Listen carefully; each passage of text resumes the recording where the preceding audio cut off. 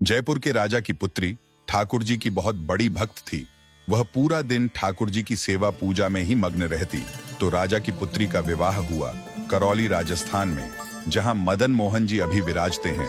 तो राजा की पुत्री का जब विवाह हुआ तो पुत्री से राजा ने कहा, बिटिया यह बताओ तुम्हारा विवाह है, तुमको हम दहेज में क्या दें? वैसे तो हमने सब दिया, लेकिन फिर भी तुम्हारी कोई इच्छा हो तो मांगो। पुत्री ने कहा, पिताजी मुझे सबसे ज्यादा प्रेम श्री मदन मोहन जी से है, तो क्या आप मुझे मदन मोहन जी दे सकते हैं?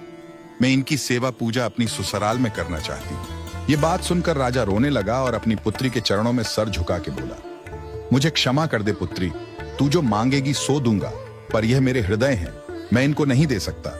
मैं वृंदावन से मुगलों से बचा करके इनको लेकर आया हूँ, तू जो मांगेगी सो दे दूंगा, पर मदन मोहन जी को नहीं दूंगा। पुत्री बोली, पिताजी आपके पास गोविंद देव जी और गोपीनाथ जी तो हैं, एक ठाकुर जी मुझको दे दो। पर राजा ने अपनी पुत्री की बात नहीं सुनी और पुत्री की जिद हो गई कि मुझे तो मदन मोहन जी ही चाहिए, नहीं तो मैं विदा नहीं होंगी। राजा की पत्नी ने भी कहा, पुत्री इतना कह रही है तो आप दे दीजिए ना। तो राजा ने एक प्रस्ताव रखा। राजा बोला, अच्छा पुत्री एक काम करते हैं, मैं तेरी आंख पर पट्टी बांध करके मदन मोहन जी जैसे 7 स्वरूप तेरे सामने खड़ा करूंगा, जिनमें से 6 स्वरूप जो होंगे वह मैं बनवाऊंगा और 1 स्वरूप वास्तविक मदन मोहन जी होंगे। अगर तूने असली मदन मोहन जी को पहचान लिया तो मैं यह मान जाऊंगा कि तू नहीं, ठाकुर जी ही तेरे संग जाना चाहते हैं। तो राजकुमारी बोली, ठीक है।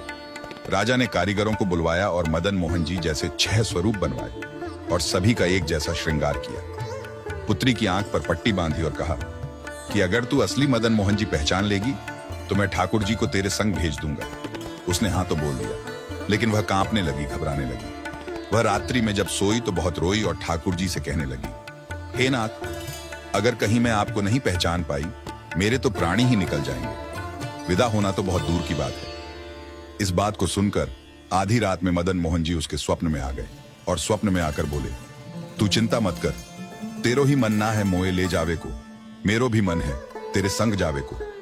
ठाकुर जी बोले, मैं एक काम करूंगा, जैसे ही तू मेरे स्वरूप को हाथ लगाएगी और मेरे हाथों को स्पर्श करेगी तो मैं अपनी कन्नी उंगली हिला दूंगा, तो समझ जाना यही असली मदन मोहन का स्वरूप है।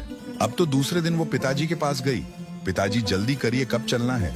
तो पिताजी बोले, बिटिया तू भी क्या याद रखेगी, मैंने ऐसे स्वरूप बनवाए हैं कि कोई बता ही नहीं सकता कि असली मदन मोहन कौन से हैं।